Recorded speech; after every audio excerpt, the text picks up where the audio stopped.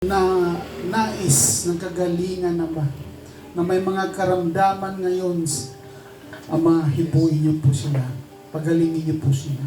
At sa lahat ng mga kapatid na mga may problema, Ama, kung anumang mga problema, pinansyal, o ano pa man, makamundong problema na ngayon ay laging narito naghahari sa bawat pamilya, sa bawat tao.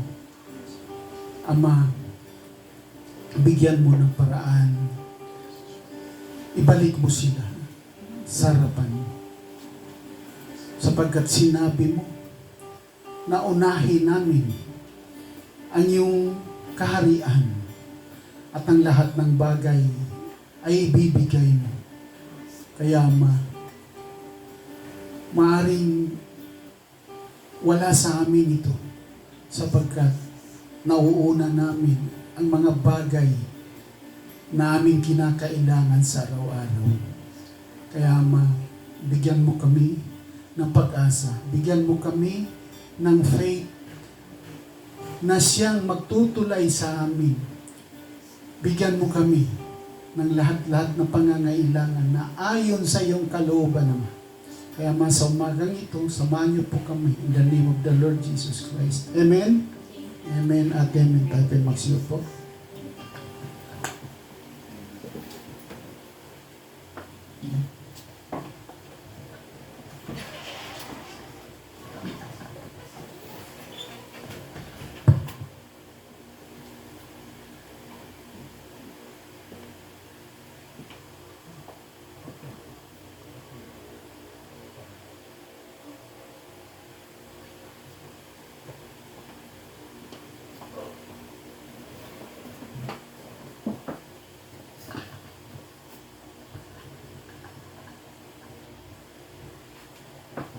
Purihin po ang Diyos, mga kapatid, sa sandaling ito. Ngayon pong noontime. At 2 weeks na lang po, ano na po? September na po, no? Per season na po. Yan. So, mga kapatid, no? May mga ano po tayo, occasion, no? Kapag per season. So, yun tita. Lord willing po. At tayo po ay magsasama-samang muling magkakapatid. Yan, so mga kapatid, Mateo 24 sa atin pong tutunghayan sa salita po ng Diyos. Mateo 24 at atin pong basahin, mga kapatid, no, yung nakasulat po sa 21.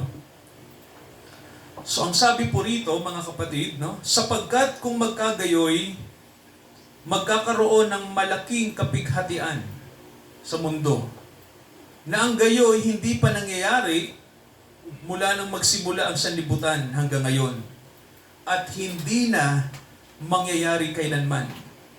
At maliban na paiikliin ang mga araw na yon ay walang taong makaliligtas.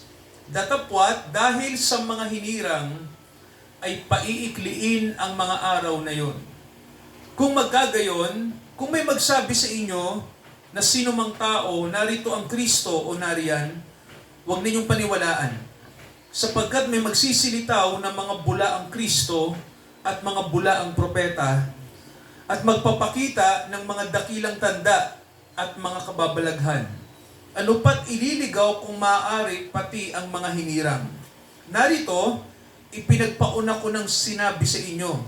Kaya nga, kung sa inyo'y kanilang sabihin, narito siya nasa ilang, huwag kayong magsilabas. Narito, siya nasa silid. Huwag ninyong paniwalaan, sapagkat gaya ng kidlat na kumikidlat sa silanganan at nakikita hanggang sa kanluran, gayon naman ang pagparito ng anak ng tao. Praise God, mga kapatid. Purihin po ang ating Panginoong Jesucristo sa kanya pong ipinahayag na propesiya sa atin.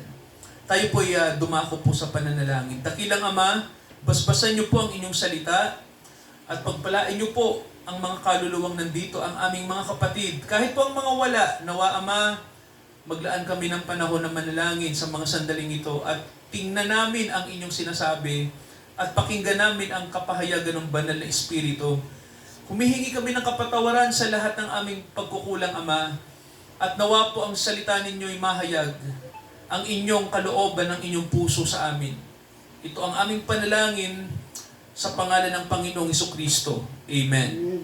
So, mga kapatid, alam niyo po ba na dito po sa sinabi ng Panginoong Hesukristo, no, mayroon pong ina-anticipate tayo, mga kapatid, no, na kapighatian na darating, no? So sabihin nyo nga po, kapighatian. Yan. So itong kapighatian na to, mga kapatid, ay sabi nga po ay hindi pa ito nangyayari sa mundo, sabi ng Biblia, at kung mangyari ito, hindi na mauulit. So isa siyang one-time event, no? Isang bagay po na mangyayari sa mundo. So ang kapighatian, mga kapatid, alam naman natin na nakalagay sa Biblia, ito yung mga tinatawag po na pagbaba ng parusa ng Diyos sa mundo, no? Ito yung sinasabi po na ibubuhos ng Diyos ang kanyang parusa sa mundo, no? Mayroong darating na judgment, no? Sabihin nyo nga po, judgment. Yan, no? So may darating po na judgment, no? At basahin ko po yung nakalagay sa Roma kasi si Pablo po ay may sinabi tungkol sa darating na judgment, no, ng Diyos. Darating yung parusa ng Diyos sa mga tao. Sabi rito, basahin ko po yung Roma chapter 1, sabi sa verse 18, ito po yung nakalagay, no? Roma chapter 1 verse 18, sapagkat ang puot ng Diyos ay nahahayag mula sa langit, sabi rito, laban sa lahat ng kasamaan at kalikuan ng mga tao, na sinasawata ang katotohanan ng kalikuan. Di ba? So may nakalagay dito, mga kapatid, no, na the wrath of God is revealed from heaven. Ang puot ng Diyos ay nahahayag mula sa langit. So, ano po ito, no? Nakaamba na pala to, no? Noon pa, no? Yung galit ng Diyos na darating sa mundo. At nakakatakot tong mga kapatid, no? Kasi ang sabi ng Panginoong Hesukristo, kung hindi pa iiksiin yung darating na parusa ng Diyos, maraming tao ang mamamatay. Yan ang sabi niya, no? Maraming tao ang mamamatay. So, basahin natin, mga kapatid, no, yung nakasulat po sa Tesalonica. Tingnan natin po, no, yung darating na parusa ng Diyos sa mga tao. So, eto po, may babasahin tayo. Tesalonica, sulat ni Apostol Pablo. Okay po. Okay, ikalawang Tesalonica, mga kapatid. So, eto po, no, tingnan natin to. Ikalawang Tesalonica chapter 1. Okay, basahin ko po yung pong verse 7. Okay, sabi rito sa verse 7, at kayong mga pinighati ay bigyang kasama namin ng kapahingahan sa pagpapakahayag ng Panginoong Hesus mula sa langit, na kasama ang mga anghel ng kanyang kapangyarihan na nagniningas na apoy, na maghihiganti sa hindi nagsisikilala sa Diyos at sa kanila na hindi nagsisitalima sa Ebanghelyo ng ating Panginoong Hesukristo. So, nakita niyo, mga kapatid, no? May sinasabi rito si Apostol Pablo po, no, tungkol sa Judgment Day, no? Yung darating po na kapahamakan sa mundo. Ang sabi rito, mga kapatid, no, kung babasahin natin yung verse 8, okay, yung verse 7, nakalagay dyan, no? Kayong mga pinighati ay bigyan naman ng kapahingahan ng Panginoon. So, ang ano po rito, bakit po ba ang Diyos darating? No? Bakit po ba siya magbibigay ng parusa sa mga tao? Kasi simple lang, mga kapatid, no, yung logic, no, ng darating na kapighatian. Kasi po, ang sabi, ang mga anak ng Diyos ay pinighati ng mga tao sa mundo. Naintindihan niyo, mga kapatid, no? Ang mga anak ng Diyos, ang kanyang mga banal ay pinighati. Ibig sabihin po, ang mga Kristiyano ay pinapatay ng mga tiga-sanlibutan. No? Sila po ay pinapatay. Tulad po ng Panginoong Hesukristo. Di ba ang Panginoong Hesukristo, mga kapatid, siya'y pinatay. Tama ko ba? Yung mga alagad niya, ano po nangyari? Yung mga alagad po, hindi ba sila din po ay pinatay ng mga tao sa mundo? Ang unang-una nga pong pinatay na tinatawag natin sa mga Gawa chapter 7, mababasa natin, si Stephen. Di ba kaya sikat yung pangalan ng Stephen, no? si Stephen, kaya sikat yung name na yun kasi siya yung unang Kristiyanong witness. Ibig sabihin, nagpatotoo siya tungkol kay Jesus na siyang Kristo. No, pinatotohanan niya na si Jesus ang hinihintay ng bansang Israel na tagapagligtas. Siya ang Messiah, yung hari nila. Di ba mga kapatid na napikon ang mga leader ng relihiyon, ang mga Israel, ang mga religious teachers ng Israel, no, ang mga Pariseo, nagalit sila sa narinig nila kay Stephen. Kaya di ba, ang sabi ng Bible, siya'y pinagbabato hanggang sa mamatay, di ba? So kung titingnan niyo po, ganun mga kapatid yung yung setup, no? Ang mga anak ng Diyos ay pinipighati sa mundo. Sila po'y pinapatay dahil sa kanilang patotoo tungkol sa Panginoong Jesucristo. Yan mga kapatid, no? Kaya alam niyo po, di ba? Maraming Kristiyano ang pinapatay. Marami po talaga, no? Yung mga totoong Kristiyano po ang pinapatay, no? Ito po, no, basahin natin yung Juan. Tingnan natin mga kapatid to, no, yung Juan. So ito po, no, may babasahin ako sa Juan. Sa Juan, okay, basahin natin yung chapter 16. Okay, tingnan yung mga kapatid, no, ginamit ng Panginoong Jesucristo yung kapighatian, no, sa mga anak ng Diyos. Sabi rito, Juan 16 verse 33. Okay, anong sabi rito ng Panginoon? Sabi niya rito, ito po, Juan 16:33. Ang sabi niya, ang mga bagay na ito ay sinalita ko sa inyo upang kayo ay magkaroon sa akin ng kapayapaan. Sa sanglibutan, mayroon kayong kapighatian. Ngunit, ano ang sabi ng Panginoong Jesucristo? Lakasan ninyo ang inyong loob, aking dinaig ang sanlibutan. So, mga kapatid, no, ang Panginoong Jesucristo, in-anticipate niya na ang kanyang mga alagad ay makakaranas ng kapighatian. So, kapighatian mga kapatid, ito po ay itinuro ng Biblia sa atin na dalawang part, no, dalawang bahagi. Unang-una po, mababasa natin sa Bible, ang kapighatian ay dadanasin ng mga anak ng Diyos. Bakit po sila makakaranas? Kasi mga kapatid, sila'y magpapatotoo tungkol sa katotohanan. Amen po ba ron? Ibig sabihin, sasabihin nila yung katotohanan. At ang mga tao hindi tatanggapin yun. Yun ang totoo, no? Kaya dadanasin ng mga anak ng Diyos ang kapighatian. Pero mga kapatid, may nakalagay din sa Bible na dakilang kapighatian. Ito namang dakilang kapighatian, hindi ito para sa mga anak ng Diyos. Ito ay para sa mga tao sa mundo. Ibig sabihin, sila naman ang makakaranas ng kapighatian. This time, mga kapatid, manggagaling sa Diyos yun, no? Yung sinasabing parusa niya. Kasi po, kung siya nga di ba, ang ating Panginoong Jesucristo mismo, siya po ay nilapastangan ng mga tao. So, pinagbigyan ng Panginoon yun kasi ang gusto ng Diyos, iligtas ang mga tao, no? Di ba may nakalagay sa John 3, yung una niyang pagparito. Tingnan niyo mga kapatid to Tingnan niyo po yung binigay na chance ng Panginoon sa atin. No? John 3, pansinin niyo po yung nakasulat sa verse 17. Tingnan niyo po ang sabi John 3:17.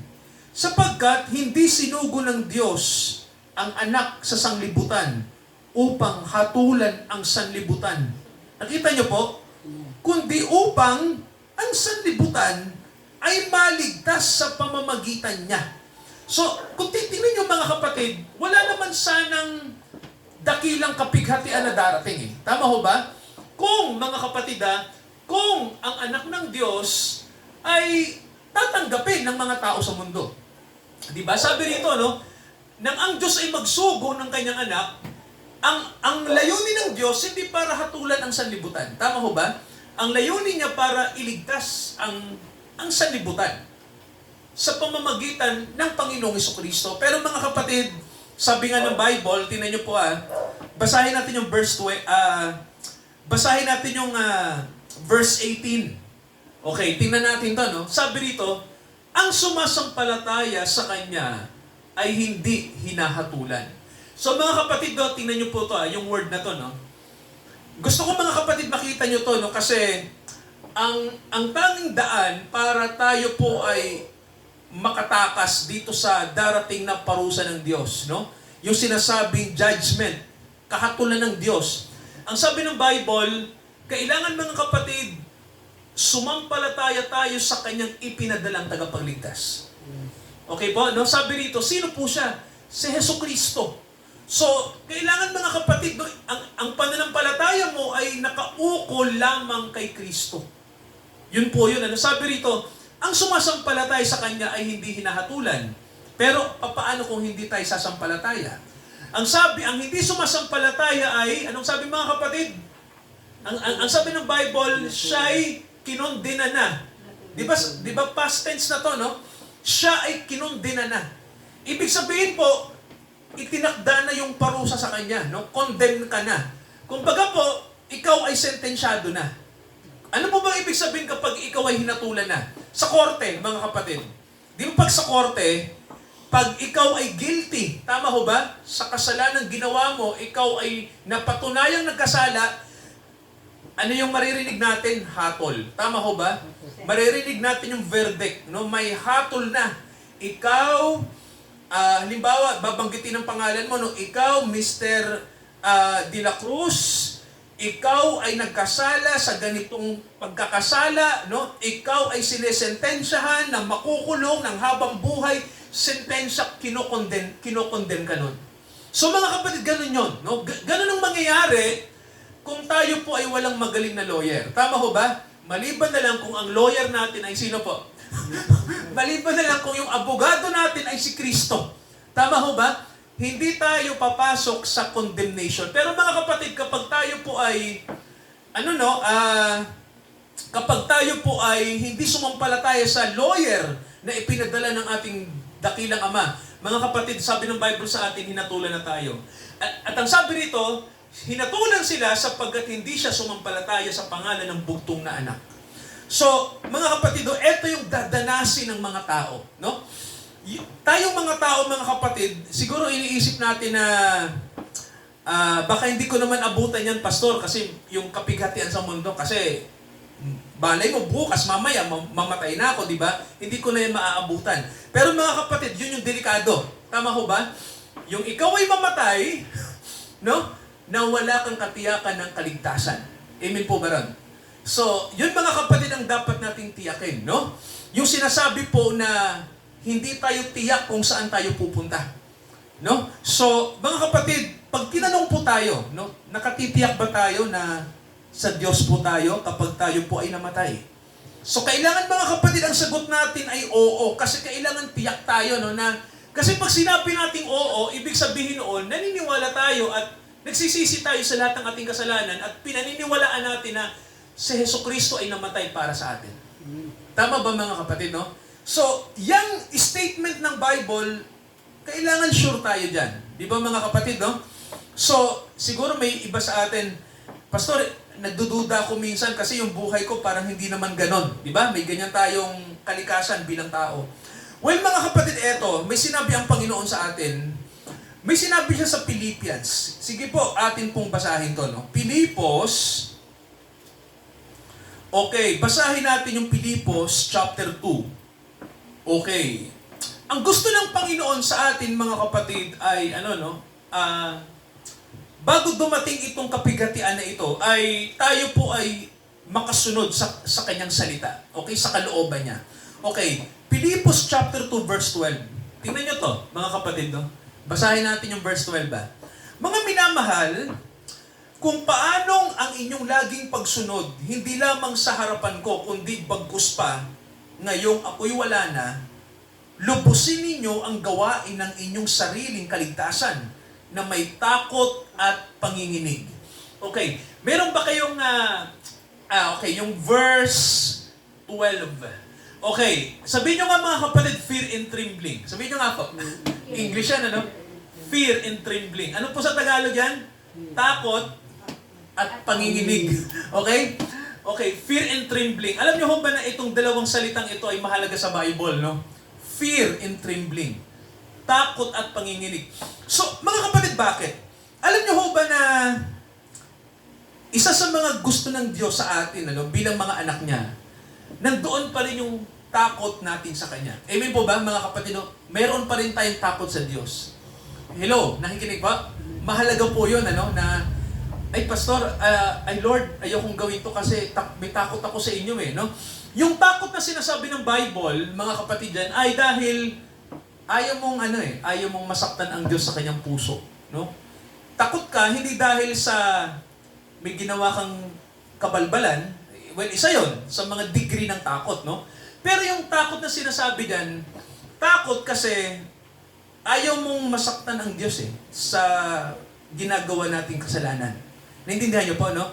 Relational, mga kapatid, ang ibig sabihin ng Bible dyan, relational na fear. Kasi takot ka, kasi mahal mo ang Diyos Kasi di ba, ano ba yung unang utos sa atin? Love the Lord thy God. Di ba? Mahalin mo ang Diyos ng buong puso, isip, lakas. So, ang isang patunay, mga kapatid, na born again tayo ay mahal natin ang Diyos. Amen ba ron? So, hindi born again, mga kapatid, kapag ang mga tao po na nasa church ay nakikinig lang sa sermon o kaya ay nasa church lang kasi may gusto lang silang makuha sa Diyos. Mga kapatid, hindi yon born again na ugali, no? 'Di ba? Naalala niyo po, 'di ba, sa karaniwan po sa mga relihiyon sa panahon natin mga kapatid, tingnan niyo to. Ang mga tao nasa relihiyon dahil may gusto silang makuha sa Diyos. Tama ko ba? May benepisyo galing sa Diyos. Gusto nila yon. Hanggang doon lang yon. Hindi ganun ang mga born again. Okay? Ang mga born again, ang mga totoong sa Diyos, tayo ay nasa Panginoon kasi mahal natin ang Panginoon. Tayo ay may desire sa Panginoon. Yun po yun, wala tayong, hindi natin ginusto ang Panginoon dahil lang sa makukuha natin sa Kanya. Hindi po ganun, Ang Panginoon po, kaya tayo tinawag sa salita niya kasi mahal natin siya. Gusto natin siyang maparangalan sa buhay natin, ang kanyang pangalan ay makita sa buhay natin at benepisyo rin sa atin, mga kapatid, na ibigin ang Diyos. Alam niyo ba kung bakit? The more kasi, mga kapatid, na mahal mo ang Diyos, ibig sabihin noon, di ba, pag ikaw, the more na mahal mo ang, di ba, ang iyong kapwa o ang iyong asawa, halimbawa po, o yung kaibigan mo, basta hindi kasi pwedeng mga kapatid, no? O yung sarili mo lang, sabihin na natin. Naalala ko yung kilalang motto ng mga psychologists, di ba? Love yourself, di ba? Sabi, mahalin mo ang sarili mo. Kasi ang salitang love kasi, mga kapatid, isa sa mga esensya ng love ay pinahahalagahan mo. Tama ho ba? Nagpapahalaga ka kahit masakit, pero pinahahalagahan mo kasi mahalaga sa'yo. Ayun, ang pinahahalagahan kung bakit mo ginagawa dahil mahalaga sa'yo. At attractive ka doon, no? Mga kapatid, ikaw ay may, kumbaga po, sabi nga nila, ang love daw, hindi mo maipaliwanag, di ba? Kasi, basta lang, attractive ka doon, di ba? Parang magnet na gusto mo siya. So, mga kapatid, kapag ganyan na yung level ng faith natin, di ba? Kapag ganyan na yung level ng pananampalataya natin sa Diyos na ang pag-ibig sa Diyos ang nagmo-motivate sa atin. Well, iba na yun. Talagang yung mga kapatid, no? Darating tayo dito sa sinasabing fear and trembling, no? Yan na yun, fear and trembling. Ibig sabihin po, takot ka kasi mahal mo ang Diyos. Ayaw mo siyang masaktan. Kaya ang sabi rito, mga kapatid, ang pagsunod ninyo, hindi lamang sa harapan ng isang pastor o ng sino man, kundi sa sarili nyong buhay, lubusin ninyo ang gawain ng inyong kaligtasan. Di ba? Tingnan niyo po nakalagay, work out your own salvation. So, maganda to kasi anong sabi ng verse 13, mga kapatid, tingnan niyo po. Tingnan niyo po yung fuel, no? Tingnan niyo po yung gasolina. Bakit natin minamahal ang Diyos? Anong sabi ng 13? Ito nakalagay. Sapagkat, ano pong sabi ng Bible? Sapagkat ang Diyos ang gumagawa sa inyo. Ito yung magandang word yan, no? Ito yung malupit, no? Ang Diyos ang gumagawa sa inyo. Maging sa pagnanasa. Ibig sabihin, mga kapatid, yung palang desire natin sa Diyos. May pala yan, Mayroon palang ugat. Uugatin mo, mga kapatid, uugatin mo yan. Ibig sabihin po, dahil ang Diyos pala ay gumagawa. Tama ho ba? Gumagawa sa'yo. So, mga kapatid, ang karaniwang tao po ay hindi ganyan. Tama ho ba? ang karaniwang tao, mga kapatid, no, yung normal na tayo. Halimbawa, wala ang Holy Spirit sa atin, normal lang tayo. Actually po, hindi tayo magnanasa sa Diyos. No, wala tayong ganoon, ano? Ang ating mahal lang yung sarili natin. Ganoon lang po 'yun, ano? Ang ating love ay nakauukol lang sa self-serving. No, paglilingkod sa sarili, pagpapahalaga sa sarili, wala na po. Ganun lang 'yun, ano? Pero kapag na-born again tayo, mga kapatid, no, mula sa sarili natin, iiwan natin 'yan. Itakwil nga ang sarili. Di ba yun ang panawagan ng Panginoon sa atin? At iuukol lang natin yung love natin, yung mataas na pag-ibig natin sa Diyos. Amen po ba? So, mga kapatid, yun. No? Yun yung tinuturo sa atin ng Bible, no, na kapag nangyari na yan, ang Diyos na ang gumagawa sa atin. Para, mga kapatid, bakit ba mahalaga na ang Diyos na ang gumagawa sa atin? Bakit po ba? Tingnan niyo po yung sabi ng Bible dito. Opo. Anong sabi po? Yung susunod na sentence ang nakalagay. Di ba? Upang magawa, sabi dito, sa pagnanasa nyo na gumagawa at sa paggawa, ay magawa nyo yan ayon sa kanyang mabuting kalooban. So mga kapatid, dito po, naaalis na rito yung self-centered faith natin. Ano? Hindi na nakasentro sa sarili natin o sa ating kumbaga po parang pang sariling interest na pananampalataya. Hindi na po ganon. Naintindihan niyo po, no? Nawawala na po yun. Ang interest na natin, mga kapatid, ay yung kalooban na ng Diyos. Hindi na po yung sarili natin. Kaya ang Panginoong Hesukristo, naalala ko po, no?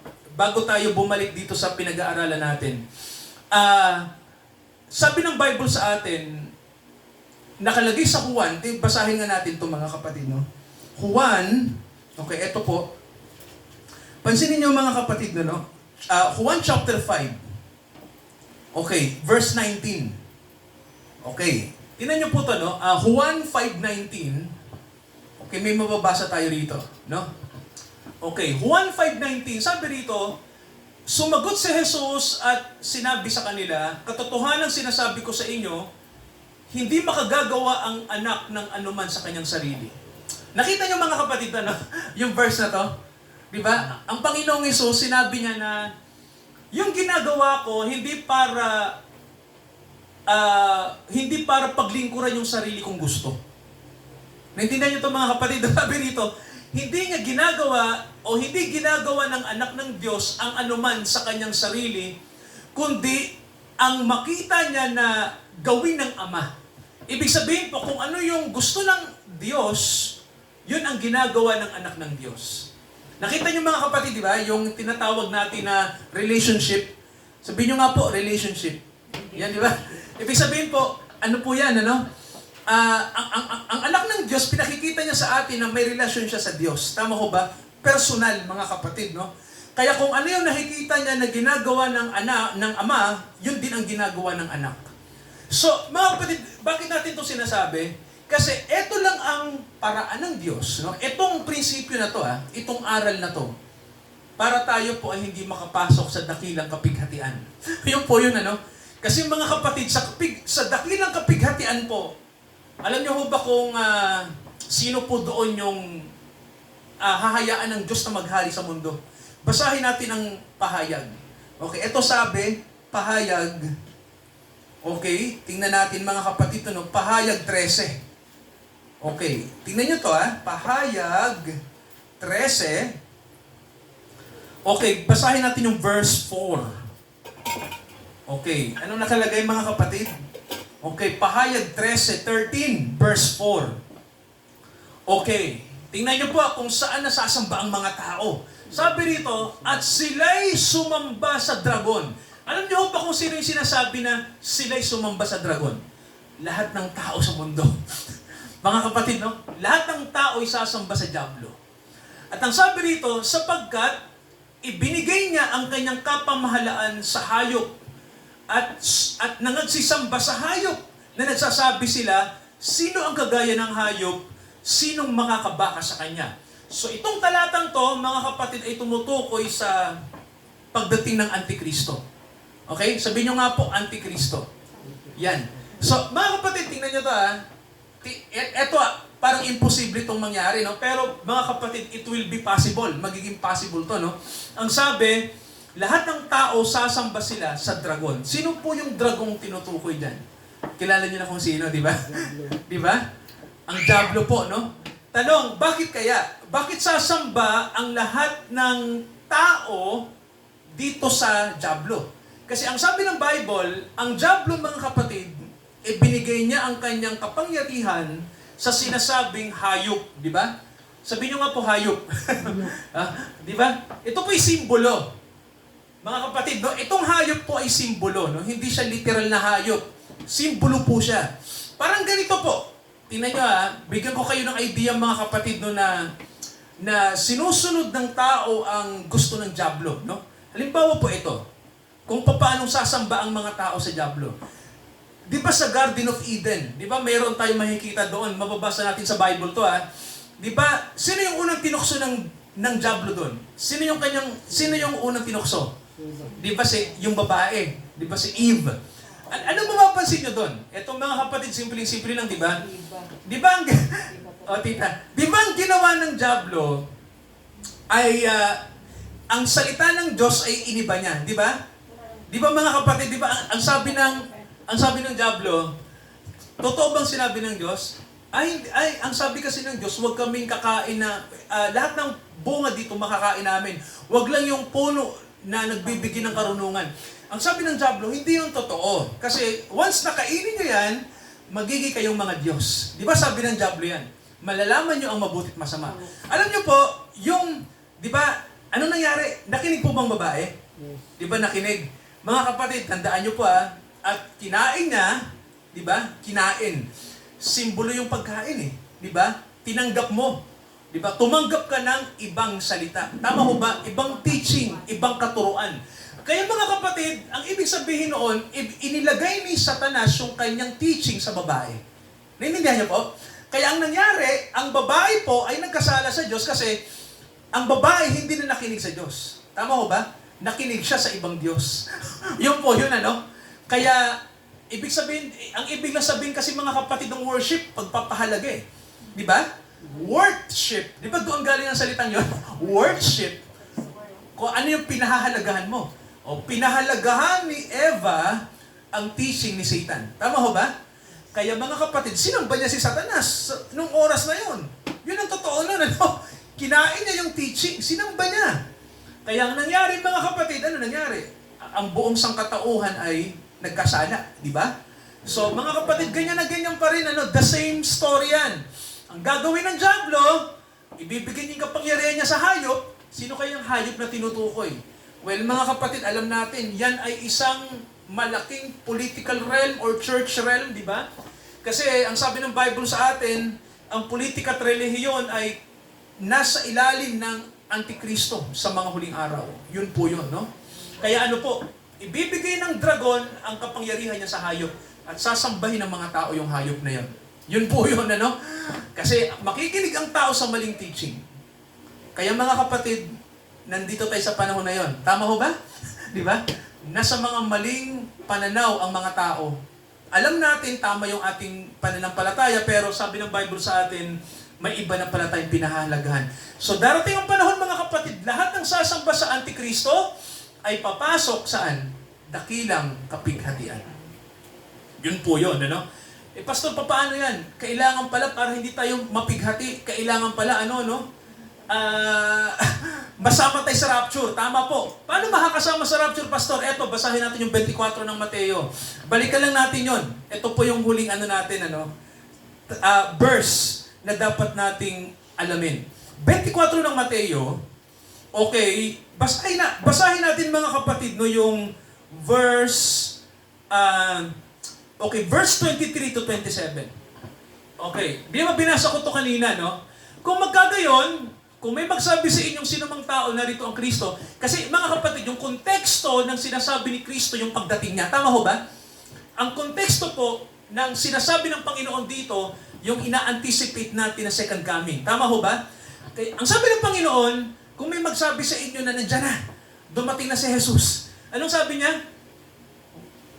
Tatlong salita sa Tagalog. Huwag niyong paniwalaan. Huwag daw tayo maniwala. Tama ho ba?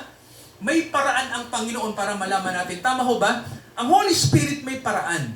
Kaya lang sa panahon natin, pag may magsabi lang na anak siya ng Diyos, naniniwala na ang iba. Pag may nagsabi na siya ang apostol, maniniwala na yung iba. Tama ho ba?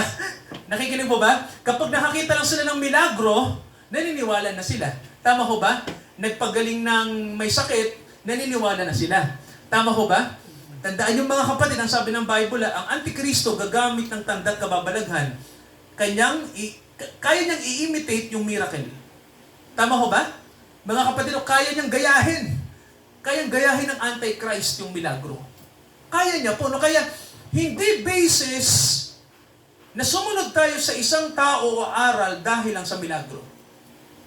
Diba? Pero hindi ko po sinasabing walang milagro, ha? Kasi ang mga anak ng Diyos kayang magmilagro. Pero mga kapatid, hindi lahat, tama ho ba? Hindi lahat ng gumagawa ng milagro ay dadalhin ka sa katotohanan. Yun lang po yun, di ba? Maraming gumagawa ng milagro pero iba na yung teaching nila. Hindi galing sa Diyos. Yun po yung masakit doon. Kaya sinabi ng Panginoon niya, no? Huwag kayong maniwala. At yung malupit, sapagkat lilitaw ang mga bulaang Kristo, bago ang kapighatian mga kapatid, lahat ng tao kasi ay lilinlangin na. Kaya lang, tinan niyo po yung verse. Baba lang tayo ng konti. Pansinin niyo po yung verse, ha? Sabi rito, okay, verse 27. Okay, ito yung maganda rito. Sabi ng Panginoon, ito yung huling verse natin. Gaya ng kidlat na kumikidlat sa silangan at nakikita hanggang kanluran, gayon ang pagparito ng anak ng tao. Sinabi ng Panginoon yung second coming niya rito sa verse na to. Nakita niyo mga kapatid, ha? Tingnan niyo to, ha? Crucial tong verse na to, Sinabi ng Panginoon ng rekta kung paano siya darating. Ginawa niyang simbolo ang kidlat. Alam niyo po ba yung kidlat sa Exodus 20? Tingnan niyo mga kapatid, mababasa niyo, ha? Di ba nang ibigay ng Diyos yung 10 utos, yung kanyang salita? Tama ho ba? 10 utos. Alam niyo ba na puro kidlat yung di ba? Dumadagundong at maraming kidlat ang naririnig ng bansang Israel habang ibinibigay ng Diyos yung 10 utos. Si Moises ay nandun sa bundok. Tama ho ba? Pero ang Diyos nagsasalita at napapakinggan ng mga tao. Kaya lang, sabi ng Bible, ang naririnig nila ay dagundong, no? Kulog at kidlat. Nakikita nila kulog, kidlat. Sabi nila kay Moises, nung si Moises ay lumapit sa kanila, Moises, pwede bang kayo na ang magsalita, hindi na ang Diyos kasi mamamatay kami, no? Kasi mga kapatid, doon pinakita ng Bible, no, na gaya ng kidlat po, no? Ano po simbolo niyan? Pag binibigay ng Diyos yung kanyang, tama po, no? Yung kanyang word, yung kanyang salita. Kaya po ganito, sabi ng Panginoon sa atin, ang kanyang second coming, nakikinig po, no? Yung kanyang ikalawang pagbabalik, sabi ito, tulad ito ng pagbibigay niya ng salita. Tama ho ba? Gaya ng kidlat na kumikidlat sa silangan. Ibig sabihin po, silangan.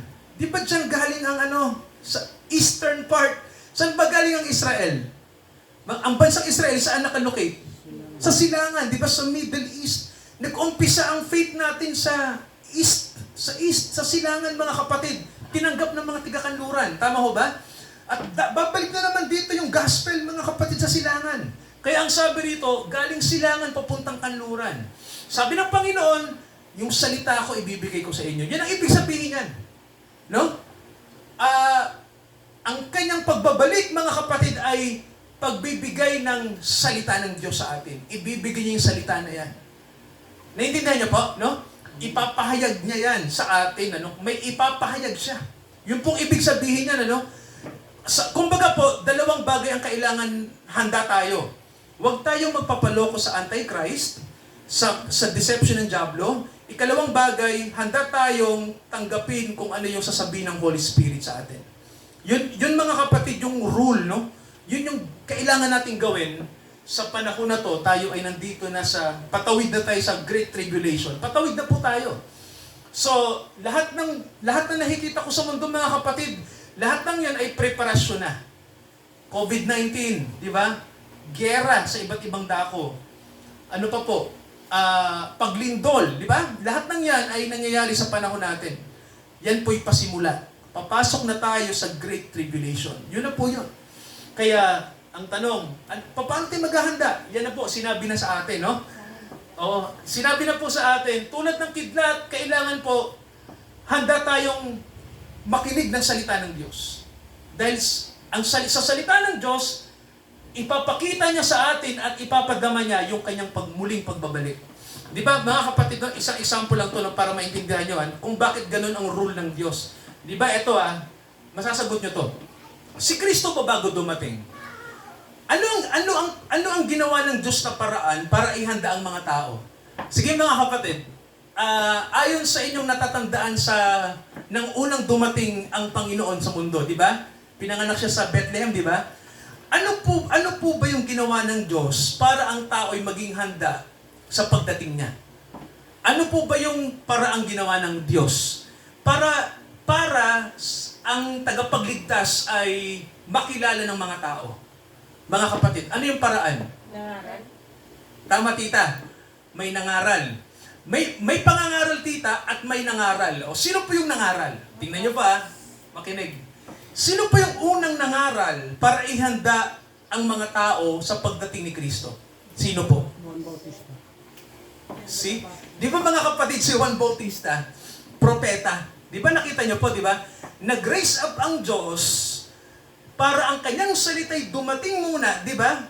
Bago yung first coming, naghanda ang Diyos ng salita na kailangan marinig ng mga tao. Kasi preparation yon, di ba? Pag dumating na si Kristo ng aktual. O ganon din sa time natin. Naintindihan niyo mga kapatid, no? Bago yung second coming uli, kailangan ang Diyos ay may ipahayag uli. Kailangan niyang mag-raise ng salita. Kaya nakakalungkot no na yung iba, gusto agad nilang makita si Kristo sa pagbabalik. Alam nyo mali po yun. Di ba? Kasi ang sabi ng Bible, kailangan tayong makinig ng kanyang salita. Si Juan Bautista yun ang ginawa Di ba sabi niya, sumisigaw ako sa disyerto. Di ba sabi niya, kayo magbalik loob sa Diyos, di ba? Pabautismo kayo, di ba? Ibig sabihin pala, paghahanda na yon, tama ba? Kaya nga maraming taong sa kanya nagtataka, who you? Sino ka ba? Tinatanong siya, sir ikaw po ba yung hinihintay naming tagapagligtas? Hindi ako. Di ba sila nagtitigilan sila? So, anong bakit ito nangangaral? Di ba? Anong sabi niya? Ako yung tigapaghanda ng daan. Di ba sabi niya? Ibig sabihin, sino yung daang hinahanda mo? Di ba? Dapat tinanong ng mga tao yun. Ibig sabihin, may darating na kasunod ko. Di ba? Na hindi ako karapat-dapat kahit magtanggalan ng sapatos niya. Ibig sabihin, hinahanda niya yung pagdating. Alam niyo ba mga kapatid kung sino maghahanda sa pagdating ni Kristo? Alam niyo ba kung sino? Sino po kaya? Sino po kaya yung inatasan ng Diyos na maging Juan Bautista sa panahon natin? Sino kaya mga kapatid? Actually, tayo po yun. Opo, tayo po yun. Kailangan tayong maging handa at pahandain yung mga tao. Tayo po yung magbibigay ng warning sa mga tao. So mag-pray tayo mga kapatid at purihin natin ang Diyos sa kanyang salita na binigay sa atin. Dakilang Ama, pagpalain niyo po ang mga kapatid namin nandito ngayon, ang aming mga kabuhayan, pagpalain niyo po, anuman po ang aming occupation, anuman po ang work namin, Father, bless them. I-bless niyo po ang aming paglilibor, i-bless niyo po ang aming mga ginagawa. Nawa Ama, ang mga kapatid po, ang inyong makapangyarihang kamay sa langit, Father, ay magbigay ng protection sa mga kapatid namin. At magbigay ng grace sa amin. Palagi nyo kami papakasakdalin sa inyong salita. At Ama, sa tanghaling ito, sa hapong ito, i-bless nyo mga kapatid na nawa po maging handa kami. Sapagkat Ama, hindi na kami dadaan pa sa dakilang kapighatian dahil kami po ay sasama sa inyong salita. Sa pagdating sa ikalawang pagbabalik ng aming tagapagligtas.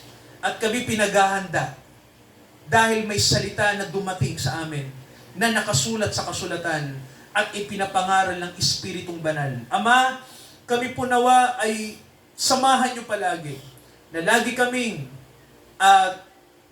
kaming tumanggap ng salita tulad ng kidlat ng kumikidlat sa silanganan. Nagpapahayag sa amin ng katotohanan. Upang kami po'y laging handa, lagi kaming preparado. Dahil darating na ang hari upang kami kunin, upang itatag ang kaharian nyo sa mundo, upang ang mundong ito ay baguhin. Kaya Ama, nandito kami, ang paghahanda at ang transformasyon ay nandito na. Nandito na po.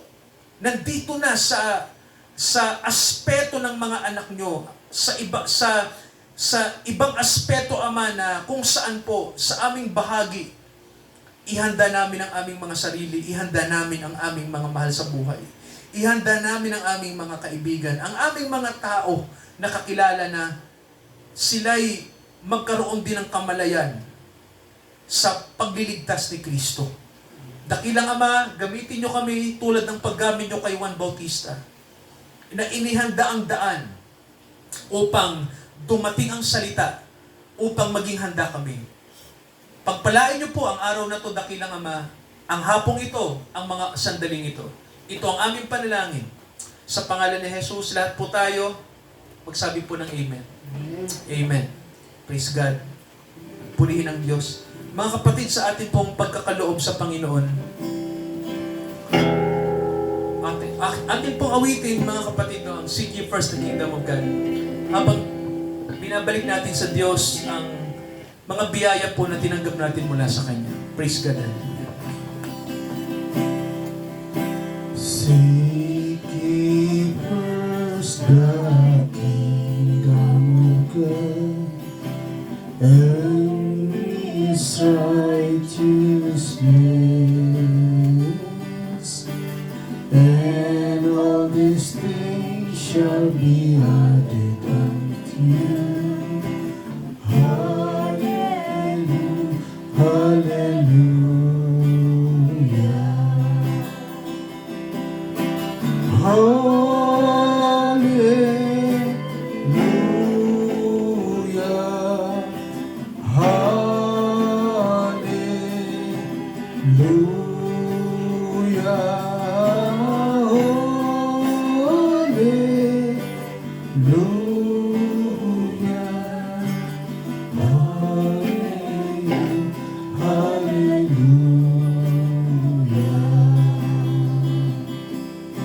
Seek ye first the kingdom of God and His righteousness, and all these things shall be added unto you.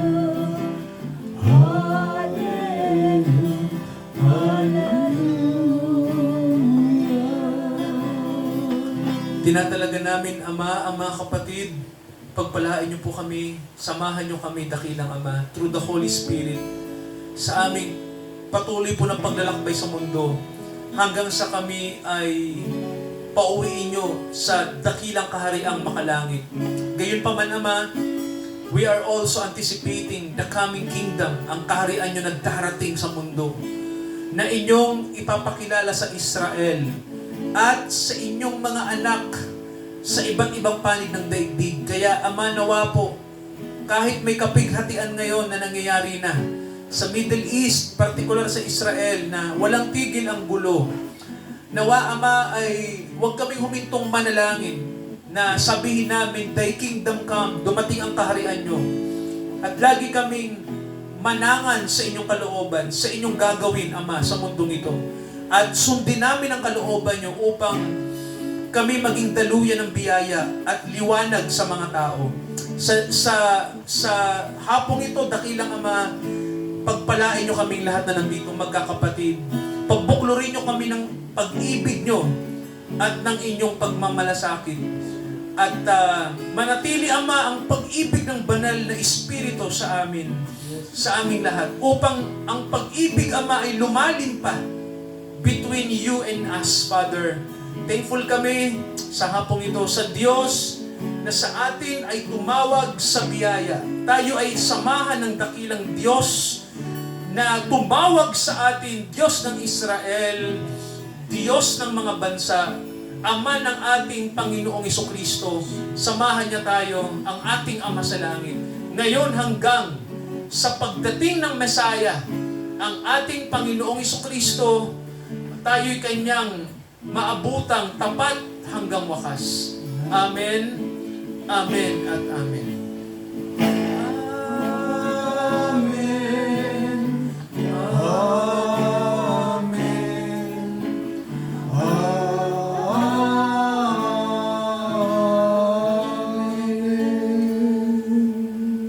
Puri ng Diyos. Good PM po mga kapatid. Magandang tanghali po sa ating lahat. God bless po.